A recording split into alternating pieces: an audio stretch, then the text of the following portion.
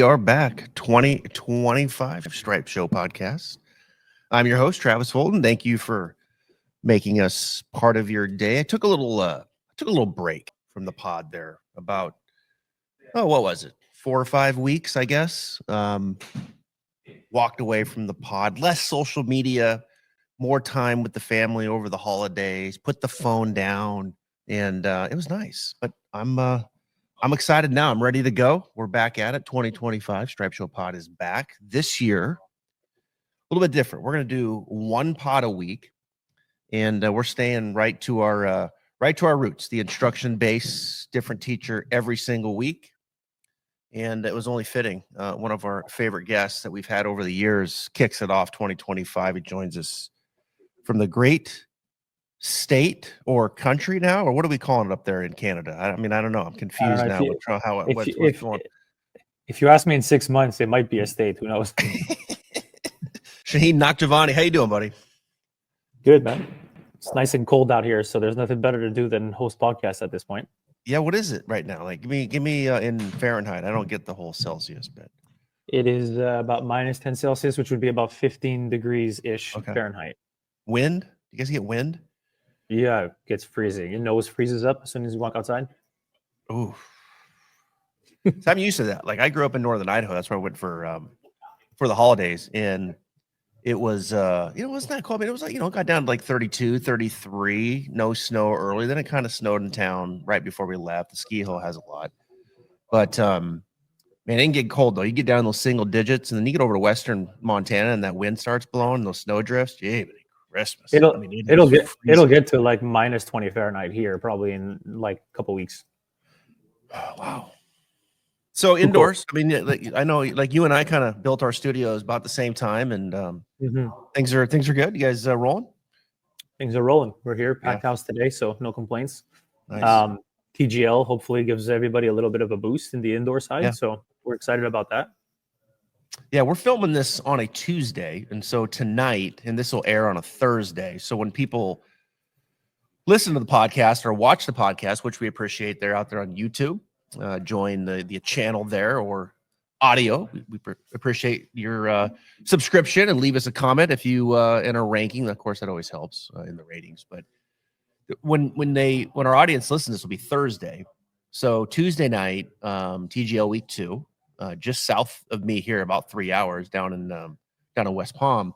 We got Tiger and Rory playing tonight. I thought, look, I adopted the indoor model a couple years ago, moved in. I love it. Got all my technology in here. You see a club fitting going on behind me here with TrueSpec. I think it's cool. It's different. It's always people are gonna shoot holes through it, but I thought it was pretty cool for week 1.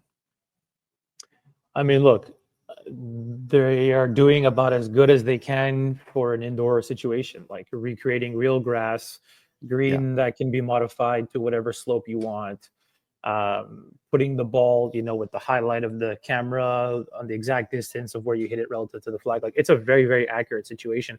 It's kind of like it's almost like kind of like a mix of indoor and outdoor, I guess, the field that they're going for. It's almost like a hybrid model, which is pretty cool. Haven't seen it in person, but I mean, 50 yards in. It looked pretty interesting. So.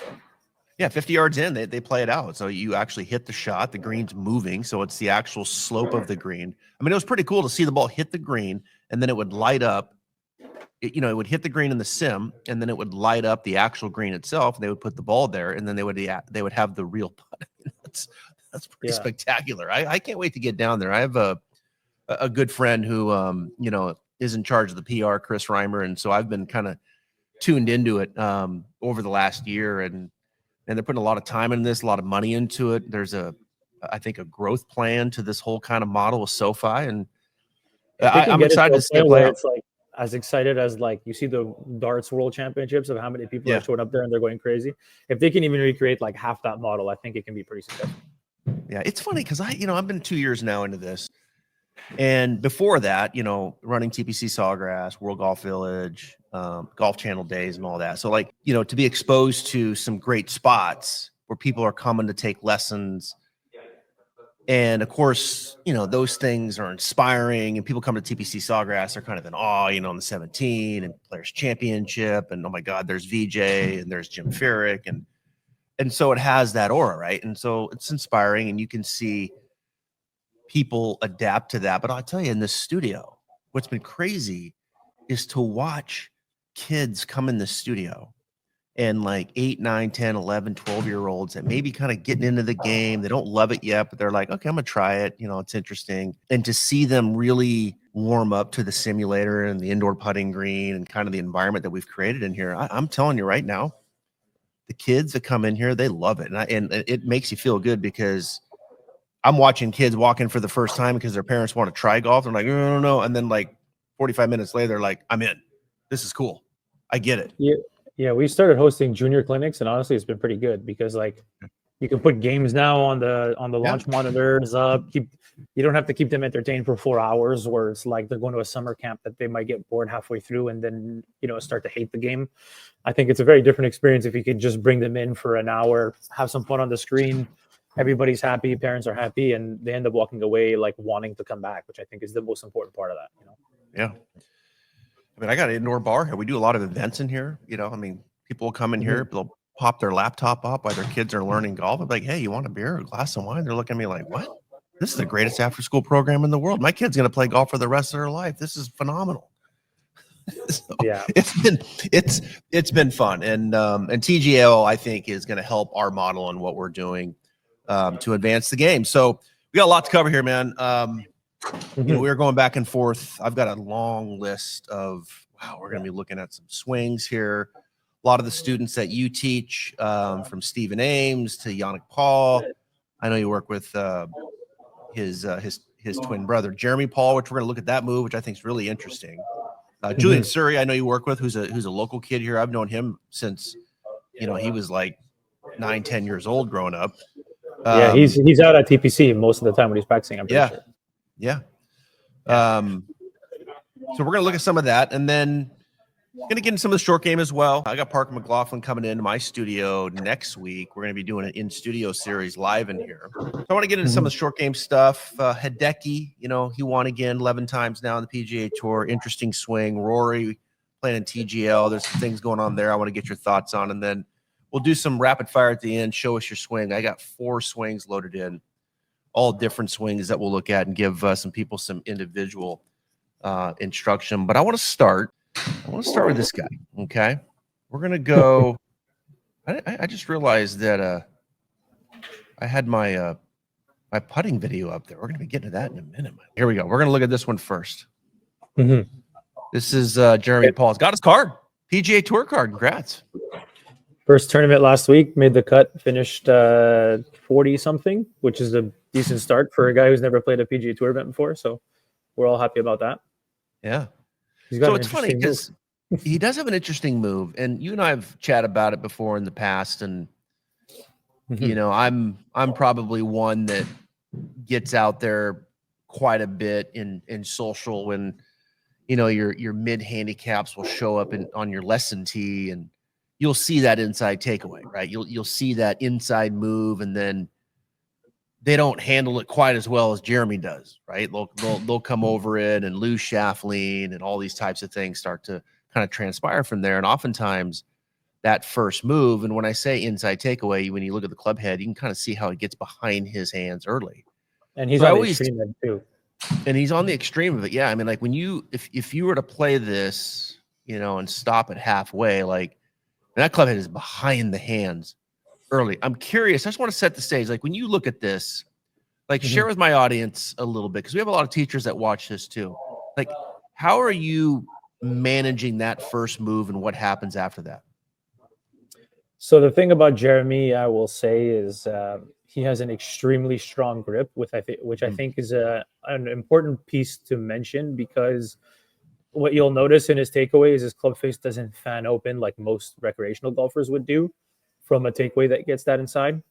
Your everyday golfer who's going to walk into your studio, like you mentioned, who's going to create a lot of bad habits, they're going to not only get the club very inside early, but their face angle is going to fan wide open, right? They're going to have some element of forearm rotation. And as soon as the face gets very open, it creates a snowball effect from there, where the golfer then has to try to find a way to shut that thing down.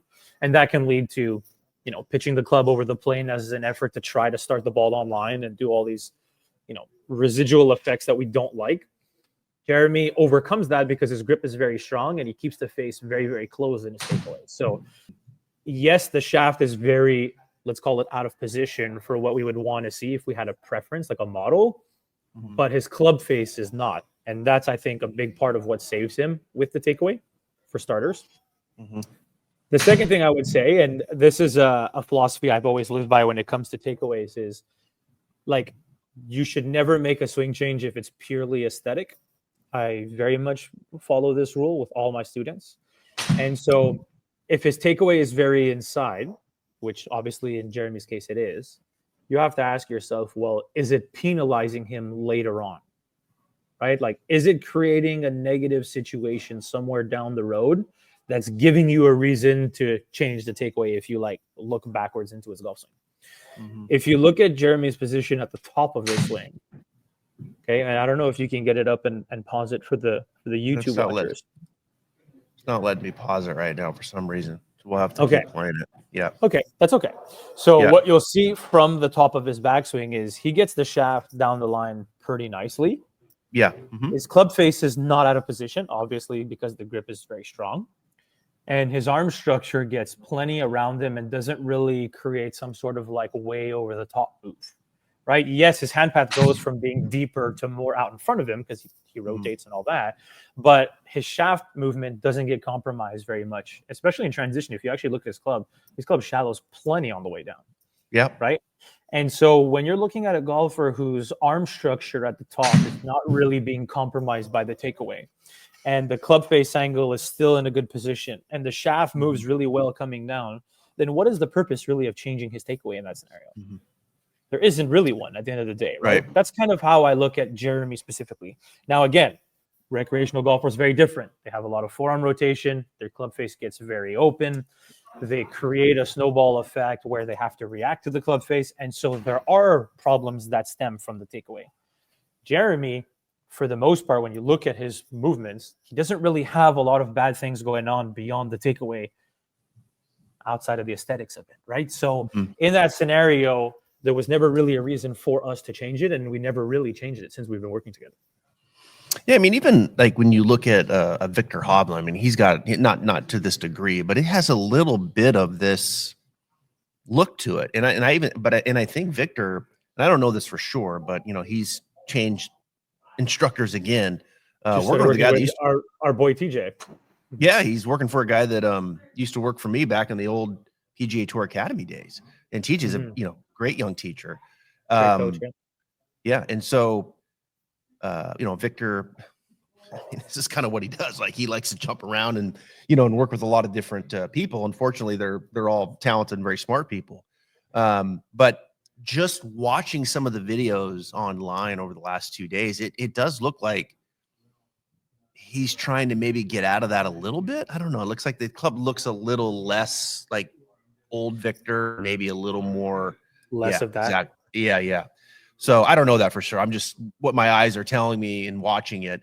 But yeah, you're right. I mean, I think that strong grip really does kind of set the stage here, and he does organize it nice at the top. If his grip wasn't as strong as it is, yeah. the club face would be more open early in the backswing, and that would potentially damage the rest of his move. So I do think having the grip that strong does help him quite a bit. The other thing he does that, and I want to go to Stephen Ames next, who's another guy that you work with who has won 7 times in the last 2 years. The other thing that Jeremy does is he does make still an adequate turn, right? Oftentimes with amateurs, I got his face on here too, just loaded in. Oftentimes with amateurs, when they go inside, it's countered with a body fault immediately, a sway, a reverse spine angle. Like, it's something that the body just doesn't turn as efficiently. Even though he's inside, he's making an adequate turn. His left shoulder's getting behind the ball. His right hip is in a good spot. And then from there, he can, pitch it back and go. So there's a lot of good things happening in and around that first move. And I think, and you and I can attest to this, when a mid handicap comes in and they take it that far inside, whether the face is open or closed, it's usually countered with a bit of a snowball. And with that snowball effect, I think the ceiling really gets limited, for that player who's playing once a week, who's playing, practicing once every other week. Like, things can get limited, the turn can get short, and all of a sudden you're like, man, I can't hit the ball at all. And a lot of it stems back from that first move. Jeremy manages it very well, obviously. It's funny enough, the videos that you just showed on the screen are the ones that I took myself, because I just saw them like right before the holidays out in Arizona. And one of the things we put a lot of emphasis on that week was getting him to complete his turn in the backswing, because when he gets a little short and a little quick, he can get a little leany towards the target with his upper body. You can kind of see it's still lingering a little bit there. Mm-hmm. And that's where he gets a little steep on the ball, and then he has to back out of it to try to shallow the attack angle out. So in his case, making sure that you're making a full turn, despite the club being that inside, is vital in helping him as well. Yeah. All right, let's move on to the next one here. Mm-hmm. I like this dude, Stephen Ames. What a pure move. Yeah, you guys have done some. You've done some really nice work. Obviously, 7 wins in the last 2 years. But I read a post that you made about Ames, and I want to talk about this particular aspect. And you were talking about his pelvis at address being a little bit more up underneath him, and how that helps him make a deeper turn. Share with the audience what that's about, because I feel like this is one that gets overlooked a lot. Okay, so I'll start by trying to get the listeners to visualize this. So pelvis really can sit in one of two extreme positions. Either it can be very tucked underneath your upper body. Think of like taking the front end of the pelvis and raising it and pushing it towards the ball, basically. So your glutes are more under you. Or you can do what a lot of people have said in the past in old school magazines, or what beginners usually do, which is, hey, stick your rear end out behind you. And when your lower body gets pushed too far behind you, the back end of the pelvis rises a lot. They call that basically anterior pelvic tilt. That's the scientific term for it. And usually if your rear end gets too far out behind you, it can create a lot of bad habits. Number one, it puts a lot of pressure on the lower back. Every time I've tried to recreate that sort of position, even for an online student, to show why it's bad, I have a hernia in my L5-S1. I feel it instantly, every time. Yeah.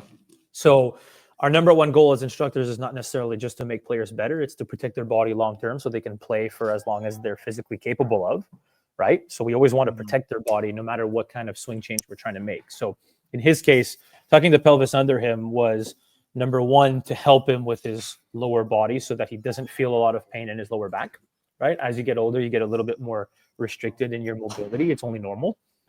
Number two, if your pelvis gets into that position, the one that we talked about of anterior tilt, so sticking your rear end out way too far behind you, it can create a lot of forward bend from the upper body. It can very easily get your weight going too far into your toes.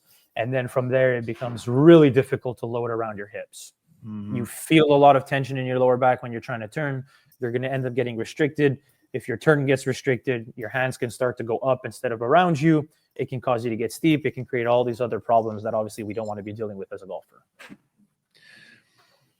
And with that protection of the back and getting in that more posterior, if you will, where it feels like it's like that, the pelvis is a little bit more up underneath you, almost like you're sitting on a stool, versus getting so top heavy and hinged forward.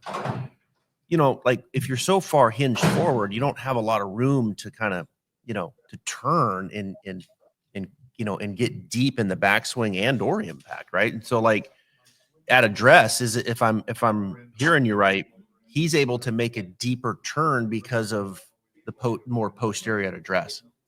Correct. And obviously, like either extreme, I would preface it, is not really that good, right? Like you don't want the rear end sticking out way too far. You also don't want the pelvis so far underneath you that you have to stand super upright and have like no knee bend, right? There is a fine line of managing that, but he was certainly on the first scenario where he gets the pelvis just too far behind him. And like you said, like when you're in that position, it just gets really hard to get your weight going towards the heel of your back foot or turning around you. And obviously that created other problems. So I do believe that tucking the pelvis slightly more underneath you is beneficial for more golfers than not. Obviously, I'm not going to go out there and say that it's an absolute for everybody, because I don't believe that's the case for any golf variable in general.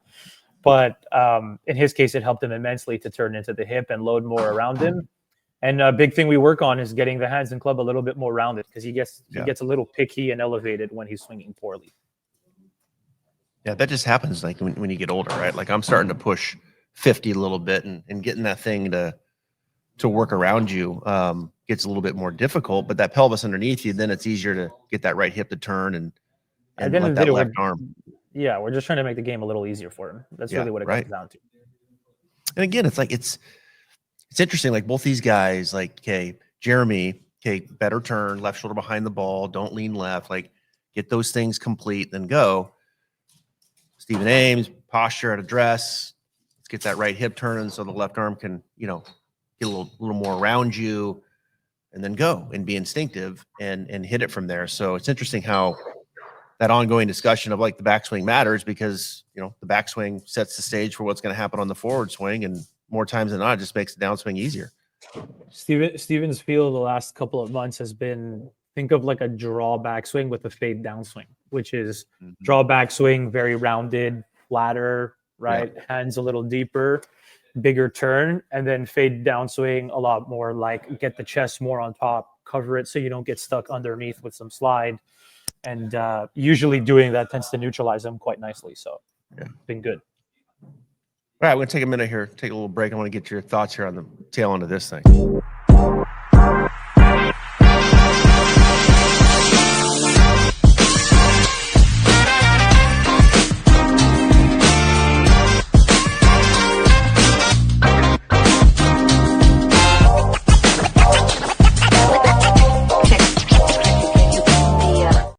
All right, so for those that were listening, that was a little in-studio promo for our final two guests. It's been kind of fun, Shauheen. I've had JC Deacon in here, the head coach for Florida, back in November, and then Marcus Potter, who teaches out of here when he's in town, and his career is really taken off in the world of putting.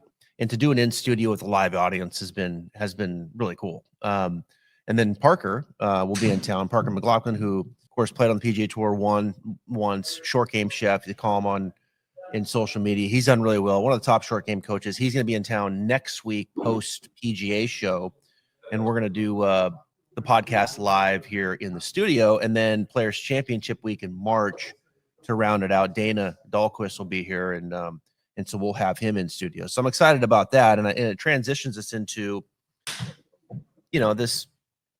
It seems like now year-long discussion about short game and steep versus shallow. There's always something that kind of captures our industry every single year. And over the last year, I think it's been this short game. And, Joe Mayo, who's a deep thinker, great teacher, kind of has been out there and really spearheading, let's get steeper on it with short game. And I think so much of the discussion in short game, and even really probably in full swing, kind of the shallow concept. And so you kind of see this back and forth, get steep, get shallow, where are we? And I just, I'll kind of steer it up. I got some other swings here short game shots that we'll get into, but just like in general, as you've kind of watched that transpire, just your thoughts. Oh, like anything else, I'm probably somewhere in the middle of that. I don't think that every single golfer should be very shallow. I think that if you're taking a lot of recreational golfers with not a lot of talent, let's say like skill wise, and you get every single one of them shallow, if they don't have the appropriate body movements to make it work, you can dump the club behind the ball pretty easily. And of course, the bounce might be able to save you and offset some of that margin for error, but I don't think it can help enough in many cases. So I definitely think that there's an element of risk if you're getting everybody super shallow. Equally, on the other side of the spectrum, if you get a player who's very, very steep, and we can say steep in two ways. You can talk about the attack angle and like vertical swing plane, right? So if we're talking like shaft pitch getting very steep, oftentimes you'll see a golfer react and they end up hanging back on it to try to get the ball started on a certain line or whatever. So I definitely think that there's an element of risk if you're getting everybody super shallow. Equally, on the other side of the spectrum, if you get a player who's very, very steep, and we can say steep in two ways. You can talk about the attack angle and like vertical swing plane, right? So If we're talking like shaft pitch getting very steep, oftentimes you'll see a golfer react and they end up hanging back on it to try to get the ball started on a certain line or whatever. So I definitely think that both extremes in many cases are, a little bit more difficult to handle for the everyday golfer. Obviously, when it comes to tour players are a completely different conversation. I don't even put them in the same realm with each other. Right. Yeah. What I do with the tour player and what I do with a regular golfer in my studio is night and day. Let's put it that way. Mm-hmm. Yeah, I think the first component of interest, at least for me, when I think about short game, is the amount of shaft lean, right? The amount of shaft lean at address. Yeah. This is Colin Morikawa, who works with Parker. And I think, this is a relatively new relationship, I believe, right? Yeah. I mean, I think a short game that's improved, and really also some putting now too. I mean, I think Colin's really started to turn the corner putting with the work with Stephen Sweeney. So I think, Morikawa is really in a nice position here, I think, going into 2025 with I think some momentum in the world of short game and putting. But like you look at Colin there, I mean, that's a pretty neutral shaft, right? At address. Now that thing's going to come in a little more forward than it was at address. But I mean, for the most part, you look at this is like a medium type of trajectory shot. He's not throwing this way up in the air. I mean, that's a pretty neutral shaft. And then you go to a guy that likes to lean it a little more forward, and that's Spieth. And he's the kind of guy that seems to be a little more comfortable getting that handle a little bit more out in front. Now all these guys can do various things with the shaft, and they can lean it 10, 12, 14 forward. They can lean it 1 or 2 forward and hit the shot. Like they got it all. But I do think like there is maybe a preference to some degree where like I do think Spieth and Scheffler they like to lean on it a little bit. They like to get that handle forward and get the leading edge on the ground a little bit more, where maybe others you can tell maybe not as much, right? Like they're not gonna be as aggressive with the amount of shaft lean. But I think for most amateurs, you're kind of teaching a stock shot. Look, I'm probably going to go somewhere probably in between what I'm seeing with Spieth and what I'm seeing with Colin. I agree. That's kind of what I was prefacing at the beginning of this, which is, I think that both extremes are equally no good for the everyday golfer. In my opinion, the most important piece of this puzzle on either end is getting the body to move the way you need it to move to make it work. Because you could be shallow or steep and struggle with contact issues if you don't have the appropriate pivot to make it work, right? At the end of the day, if you go back to Spieth, the one thing that stands out to me the most in this scenario is upper body stacked a little left, moves even slightly further left in the backswing, and then stays left in transition, but just extends his spine up. But he doesn't extend it up and back. He just extends it up and very much keeps it left, which ensures the better contact on the ball with the amount of shafting that he's delivering. Yeah, and I think that's a move that I think Joe, TrackMan Maestro, TrackMan Maestro, right? That's what they call him. I believe so.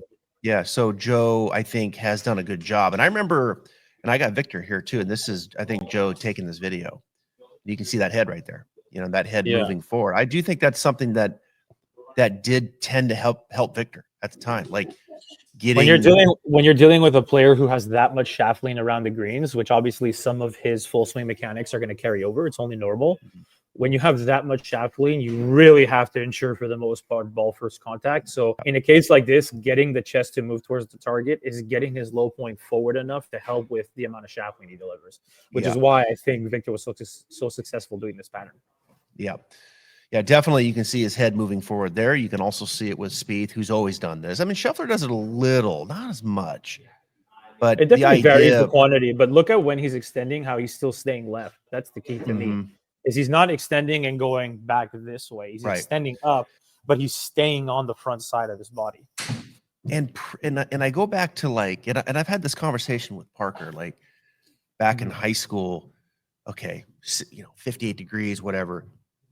Leaning the shaft way forward, but also like opened up to the side, feet, shoulder. I was like, everything was kind of open. And so, you're really where now you look at this, these guys are pretty square. I mean, maybe a little open in the shoulders, a little open in the upper. The days of aiming way across the ball at setup are pretty much done and dusted at this point. Yeah.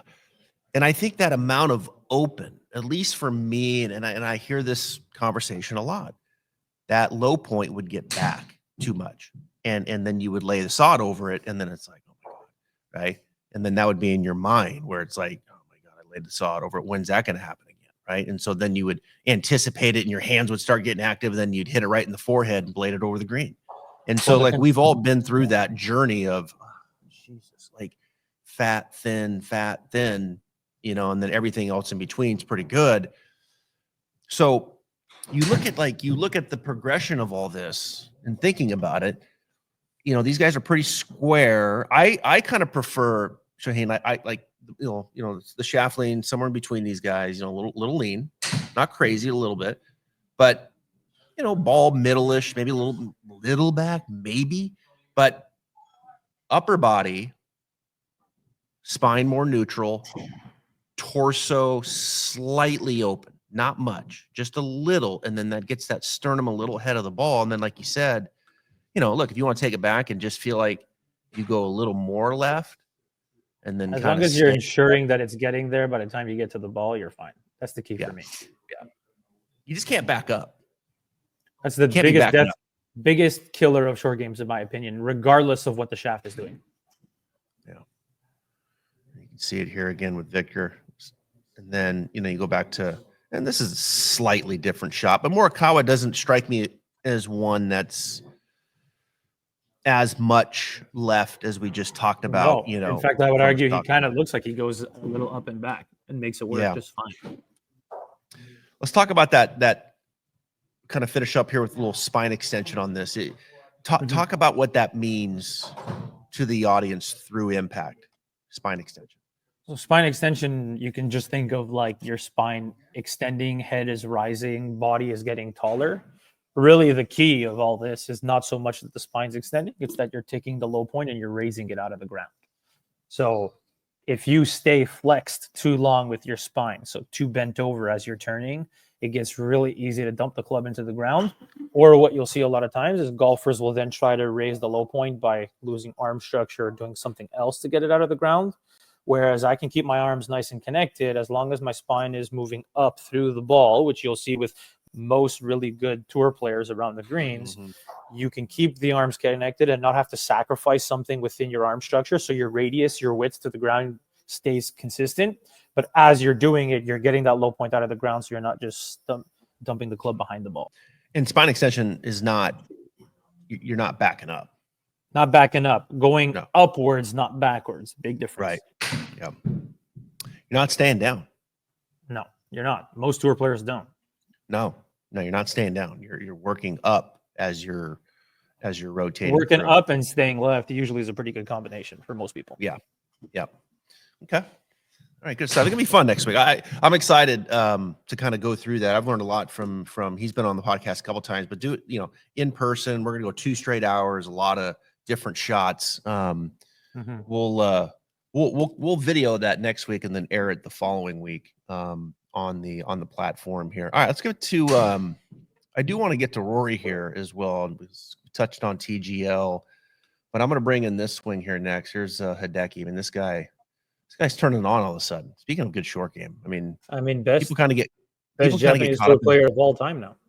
Yeah, I mean, people get caught up in you know, Hideki, you know, his swing and the pause, which he's trying to get rid of a little bit right now. But let me tell you something. The stuff what we just talked about around the greens, that dude has it in spades. That guy's short game is sick when he gets it going. I feel like what's held him back in the past has always kind of been his streaky putting, hasn't it? Oh yeah. I mean his putting's always been hot and cold. When it's hot, he wins because he's such a good ball striker. Exactly. Right. Exactly. And he's not incredibly long either. I mean, he really isn't. You know, I mean, he's 300, but he's not like busting it out there with, you know, Cameron Champ or anything like that. I think like Xander's probably 10 yards past him. But his short game, man, he can hit a lot of great, cool golf shots with different face angles and shaft angles and creativity, man. Creativity around the greens. Big time. You look at his swing, all right, and here's one, and here's where I want to go with this. Like, this is from a couple of years ago. This is probably one of the best Hideki swings I've seen. And like, you see that club pretty much down the line. Even the face right there is kind of matched up as to his left arm. And that's as square as you will see Hideki's face. I feel like in the past, when he first came on tour, he was certainly more laid off and open. Yeah, that's kind of right what there. I Look at that. Yeah. Yeah. And I think he kind of, again, I don't know this, but when I watch Hideki, he always looks like he's trying to get the club more down the line and the face more shut. Mm-hmm. And I mean, not a ton of hip turn, knees very bent, makes it hard to do too. Right. Which is always fascinating, right? Because he's always been, to me, like a 90s player, a 90s, early 2000 pelvis level, right knee flexed, rotate the face more open. Ernie Els. It's like a Japanese Ernie Els. The way I always look at golf swings, okay, if you're not going to do something that's going to help you with the club movement with your pelvis, so if you're not going to load more into the hip to help you turn more, and turning more helps get the club more down the line, if you're not going to do that, you have to now work twice as hard within the arm structure to get the club there, which is probably why he's battling it all the time, or constantly working on it, let's say. And he never seems to change his grip. Mm-hmm. I mean, I would say Hideki has the best set of hands in golf. Definitely up there for sure. I mean, you wouldn't assume that somebody with this type of backswing alignment would be as good of a ball striker as he is. Let's be real, just based on our own understanding of the game. Yeah. I mean, his hands are, if they're not the best in golf, they are. I mean, Scotty's got to have the best hands in golf. I mean, Scotty's 1, Hideki's 2. Is how I would put it. And all time, where do you put Phil in that? Because Phil's got to be up and there Phil. With, no, all with time, that's a different. Yeah. Discussion. All time, and Phil's 1. I mean, with his golf swing mechanics that we know, I would say so too. Yeah. But let's go back to the discussion of what we had for a moment with Jeremy, in that, okay, it was inside, but he makes a good turn, arm structure at the top, shaft does nice things coming down. All right, we're cool. Mm-hmm. Amateur player, they don't do all those things, right? And so most times you got to clean that up. Okay, let's go to the club face with Hideki. Hideki gets club face. I'm telling you, at times that face is open. Like that club face starts hanging. Anytime, folks, I mean, the camera angle has some merit here, but just generally speaking, let's say the camera's in a good spot here. Like when you start seeing that face hanging to the left of the shaft, like, and you'll see that with Hideki, that face is open. I mean, like, you've got some work to do to get that club face back to square. And this dude will take an open face, and the shaft will do really good things in transition, and he will come down and he will lean the shaft adequately forward and square that club face up. And it's just time and time again. Now, amateur player comes in the studio. For me, I see that face start hanging open like that. I don't see the shaft do good things on the downswing, and I certainly, more times than not, don't see forward shaft lean when I see a club face that starts hanging open. Well, if the face is open and doesn't close on the way down, keep in mind the face angle being open at the top of the backswing is plenty okay under the assumption that you're able to close it before you get to the bottom, right? So you can have a lot of extension on the lead wrist or have a weaker grip. And if you do the right things in transition, you can get the face in a strong enough position. You're fine, even if it's open at the top.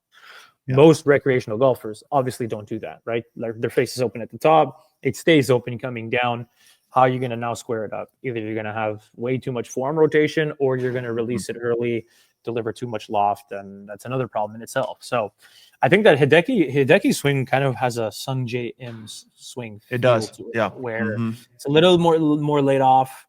Now Hideki's maybe a little bit more open than Sung Jae at the top, but both of them manage the face really well coming down, given where they are at this point. Mm-hmm. Yeah, that's a good comp for sure. I think like Sanjay will go to that left wrist early in transition. I mean, you could see that thing flex early, and oftentimes the face, like, you'll see the face kick around to the other side of the shaft right away.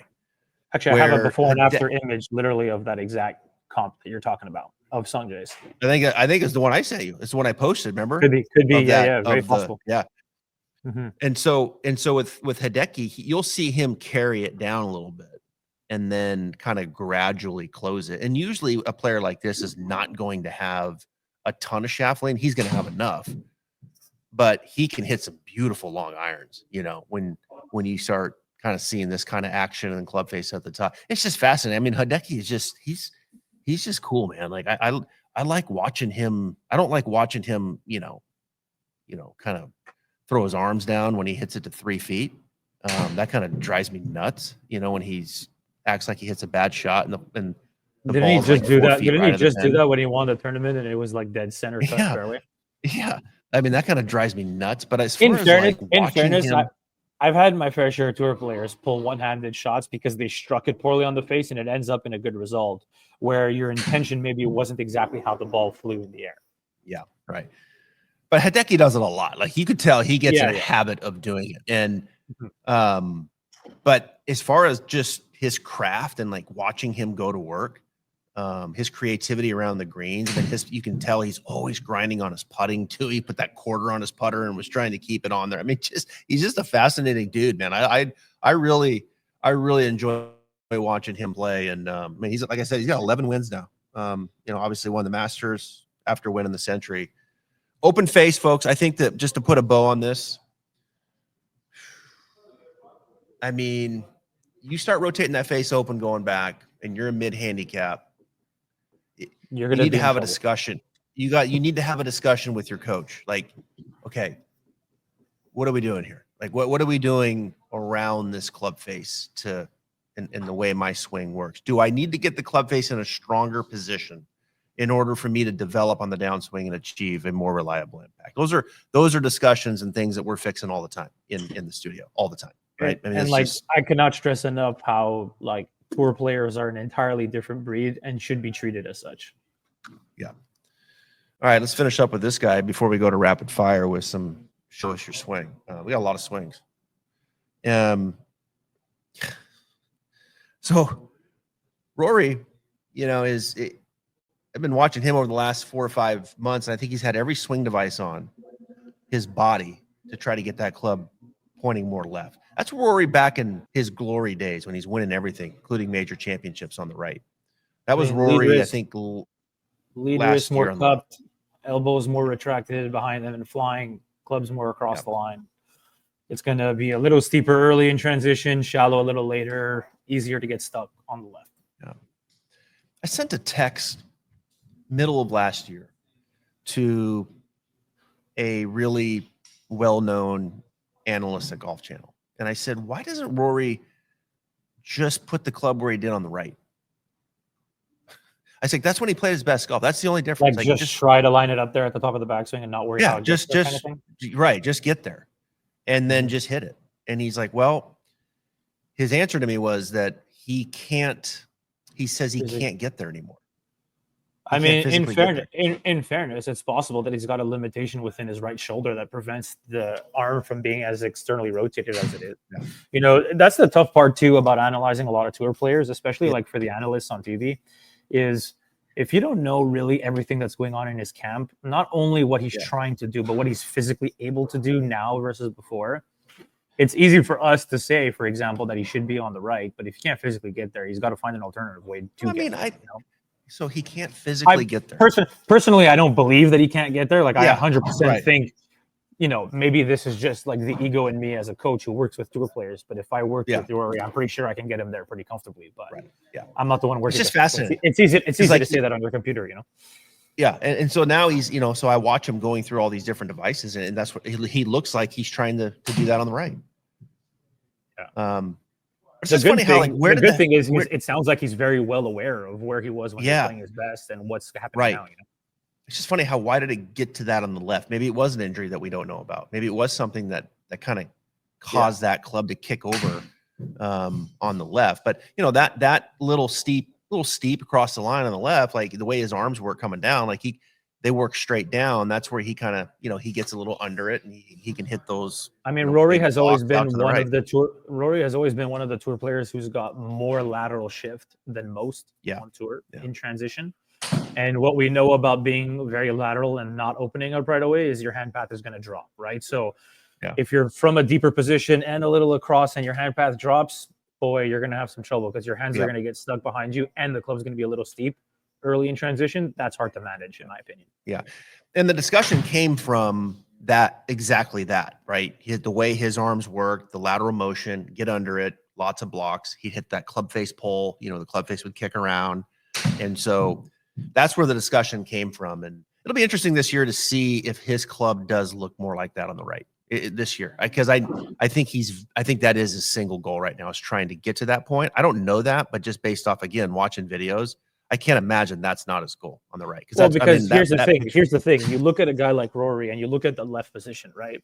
And then if you're a coach in that situation, you're asking yourself, okay, what are the possible options that a player like this has? Well, the first option is to get the club into a spot where you don't have to manage it later. It's already in a good position. That would be the right image, right? It's already a little laid off. It's already a little external. He doesn't have to do too much. Even if the arms drop a little bit, the club's already shallow. He can eventually turn and make it work. If he continues with the image on the left, he now has to reroute the club better, get the hand path back in front of him better, and then rotate earlier with a little less slide to make it work. Yeah. That's a lot of changes in one to manage, first of all, that I don't think the tour player is going to do. Second of all, Rory's never really been a guy who's just covered it with no lateral. Like he's always going to shift because he's shifted that much his whole life. Trying to get him to do something that different, probably not going to happen. So his best option in this case is probably to try to work to get closer to the right image. That's the thing. Yeah. Good stuff. Right. Little message here from my partner. If you're like most golfers, you blame yourself when you miss a short putt. So after you hold back the urge to throw your putter in the lake, don't do that. You try to fix your putting stroke. But how long does that last? 1 week, 1 round, 1 hole? There's a company called Lab Golf that doesn't think you should be blaming yourself. That's because all putters have this thing called torque, which means the putter face is trying to twist during the stroke, so you grip it like a snake. What Lab Golf did is they figured out how to make putters with no torque. They call it lie angle balance, and you have to feel it to believe it. I did. The Lab Golf putter, you don't have to use a funny putting grip to try to keep the face square. You can putt it any way you want because Lab Golf putter stays perfectly square by itself. It's effortless. To see how much easier putting can be, head over to labgolf.com. So I've been spending a lot of time with these putters, and I mean they're great. They're great clubs. I've been following them for the last 2 years, and had Sam Hahn on the owner on the podcast at the end of last year. And the sweeper. Look at this. I gotta tell you that's the Mez 1 Max, and that's the one Will's out. Lover one with. I needed to make it a touch longer so I can get my left forearm down just a little bit more parallel. So I wish I would have went just about another 1.5 inches longer. But it's you're gonna see. I'm telling you, you're gonna see more and more of the sweeper, and then this is the DF3, this stock one. I was using this. I just got the new one, the Oz one. That's the one Adam Scott designed. Making everything. Telling you. Everything. Untwist. I got no experience with these putters, so it's hard for me to comment on them. But if you're enjoying it, it's good. Yeah. All right. You ready? The first one. Yes. First one is from Twitter. Barrett Coakley. Let's take a look. Here we go. Barrett Coakley sent his swing. Didn't get any feedback on what the ball flight is, but I'm going to play that one more time so you can see it, Shane. Here we go. Mm-hmm. You can definitely make some assumptions of what the ball flight's doing. Okay. What do you think? I would imagine his big miss is probably a pull hook, given how strong the face is coming down, especially late in the swing, and the club gets a little underneath. Very picky with the hands and arms, a lot of right elbow retraction at the top, which kind of moves the club pretty across the line late in the backswing. And then from there, it almost looks like his hips start to fire a little early because obviously they didn't have a ton of load in the backswing, and it gets the arms and chest kind of late. So the arms and the hands look a little stuck coming down. A little late shallow move with the face strong is not typically ideal. You're going to either block it or hook it pretty often. So if it were me, getting him a little bit better loaded into the hips so that he doesn't get stuck with that separation in transition as much, and keeping that right elbow a little bit more external, going back, getting the club a little bit more down the line would help him instead of like retracting and getting across at the top. So when you say loaded, that Mhm. get the right side of the pelvis higher, turning a little deeper. Correct. Yeah. Yeah. Yeah. So right hip, Barrett, turning a little deeper, a little more up and back behind you. That right elbow, you and Rory, that thing pinched in a little bit. So that shaft gets a little more laid off, or what it feels that way. And then Correct. from there, Yeah. you should feel like you can rotate a little cleaner left. I definitely think his whole sequence of his move would be a lot better because he wouldn't get so separated between the hips and chest if he loads better. Yeah. All right, let's go to how about this guy? That's John Gruden. That's John Gruden in Barstool. How about this? Man, Slowed that's an this one interesting down a move. little bit. Had to slow it down because it was so fast. I mean, posture obviously not very good at setup. I definitely would like to see him standing a little taller, get those hands a little bit more space because I do think they're a little too low to the ground.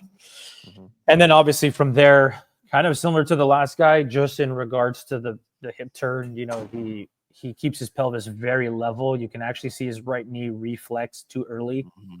Pelvis gets very level. Obviously, he doesn't really turn into the hips, so the hands have no depth, meaning they just get really, really high.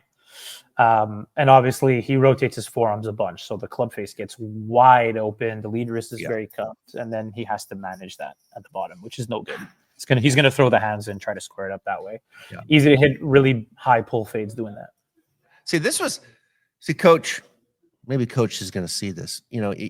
This one takes a little more work. I posted this swing. I said this particular swing takes more work because I bet you Gruden, if he played enough, I bet you he's hitting it fairly straight. I bet you he can hit a lot of straight shots, even though the face is wide open. Like the way he's kind of letting the shaft out at the bottom, like he's probably hitting it pretty high, but he's probably squaring it up decent. And so, to your point, you're like, hey, we got to get that face more shut at the top.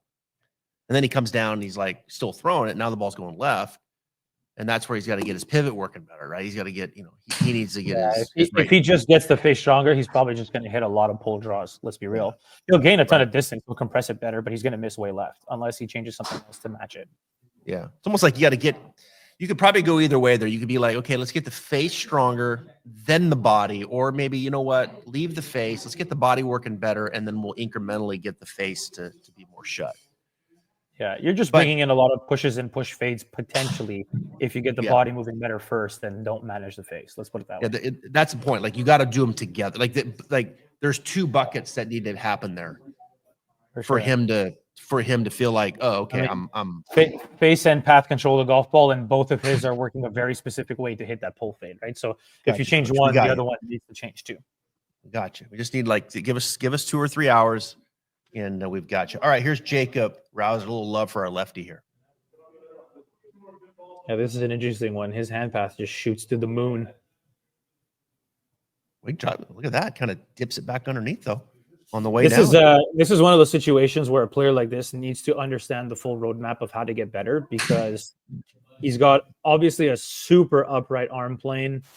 Or trail elbow, I should specify, a little bit retracted. So his left elbow club tips a little bit more across, right? And then from here, he actually manages the shaft extremely well. He pitches the shaft position, shaft shallows nicely, but he obviously has a bunch of side bend to offset how high his hands are to get them to drop in transition. You'll notice his hand path doesn't get crazy out in front of him relative to where they were at the top. It's because he's finding a way to lower them by tilting a lot to his trail side. And so that's a situation where if you get the hand path any deeper, in theory, that helps him in the long run. But in the short run, if he still side bends, he's going to get way stuck. Like his attack angle would probably turn positive and he would hook the crap out of the ball. Excuse my language, right? So this is a situation where, again, kind of two pieces that work really well together. You have to change both. The arms being as upright as they are with the amount of side bend he delivers on the way down to drop them back down. So if he wants to get the arms ever a little bit more rounded, he would need to equally offset and remove some of the trail side bend he has in transition to get back on top of the ball or get the club back to the ball, let's say. Yeah, I think another one that would take a little bit more time. There's easier fixes and development in the game. I think these last two are a little bit more complicated and thorough because sometimes, and tell me if you agree with this. Sometimes, like, you can fix something, and then as a result, you're pretty confident that other things are going to follow on its own. Like, you probably don't even have to talk about it. It's just going to happen. And then the other side of that is you could fix something, but you immediately need to fix something else with it for that golfer to feel like, okay, I'm getting better. Because if you don't, if you leave the second piece out of it, like it can get really hairy. To your point, you start rounding out that right arm here more around him, and he keeps backing up with side bend. I mean, that dude, that he might whiff it. Like he'll shank it or bottom out like 4 inches behind the ball. Yeah. So, so he needs to understand both pieces because they probably need to be coached up individually and have its own identity. Where, for example, if someone comes in here and the face is open and they're diving across the top, all right, I'm going to fix that face, get it more organized. I mean, after about 8 or 9 swings, they're like, man, I should probably try to start the ball more to the right. Yeah. And then, and so all of a sudden they start doing things and it just evolves where this needs the discussion of both pieces. Yeah. Especially early on because they're so extreme in their movements. Yeah. Yeah. All right. One more. 14 years old. This is Phil Hildale. Good move of the ball. Yeah, I like this. Sneaky pure golf swing. Yeah. I mean, the one thing that stands out to me is obviously near the top of the backswing, the lead wrist just gets very cupped and the club gets very across. And the way in which a player like that is shallowing the club is by really a lot of forearm rotation in transition. And if your face already wasn't very strong before you did it to shallow the club, the face is going to fan open. So to me, what stands out the most is like early into his downswing, his club face gets very open. And then obviously he's got to swing pretty hard left there to make it work. So I would argue if you just get the lead wrist flatter, it would clean up a lot of his issues. Let's put it that way. Be interesting to see his grip from face on too, just to see what that grip combination. But if to your point at the top, you're saying get that left wrist flatter and the right wrist more extended. The reason that would be my suggestion is just because it would also reduce the amount of overall looseness at the top of the backswing. If you get the lead wrist a little flatter, it would prevent the club from being as across the line. It would probably limit the amount of rotation of the forearms in transition. So just the overall like bouncing from one position to the other, it would be a little bit tighter and cleaner for him. Yeah. But if for whatever reason he likes the feeling of what he's doing with the forearms and the wrists and all that, then he would just need to strengthen his grip to make it work better. Love it. Shauheen, you're the man. I can keep going. I know you got other stuff to do, but tell the people where they can get a hold of you. I know you got your app, the Sneed app, and you do a lot of online lessons. I do. Yeah. So I'm a co-founder actually in this online platform called Sneed, which is where I do all my online coaching. So if ever you want to find me on there, just search my name on the platform. You can find me pretty comfortably. Or for those of you watching on YouTube, you see my handle is actually on the name there. So Shauheen Golf, which is actually stems from my nickname, which kind of stuck over time. But basically, you can find me on any social media platform under that username. So Instagram, Twitter, whatever, I'll be there. Good stuff, man. I appreciate it for coming on. We covered some ground there. I mean, Jeremy, Paul, Stephen, Ames, Parker, Hideki, Rory, Barrett, John, Jacob, and Phil. A lot of golf swings. I'm sure I left somebody out. But lots to think about, lots to consider. We're gonna be doing Show Us Your Swing each week. So feel free to shoot me an email if you want of your swing, Travis@TravisFultonGolf.com. And you can go to TravisFultonGolf.com as well and check out the programs. We'll be back next week, just confirming right now who that's going to be. Then the following week, we'll air Parker McLaughlin, who will be in studio. Till next time, Shauheen Nakhjavani, thank you, my man. Have a great week.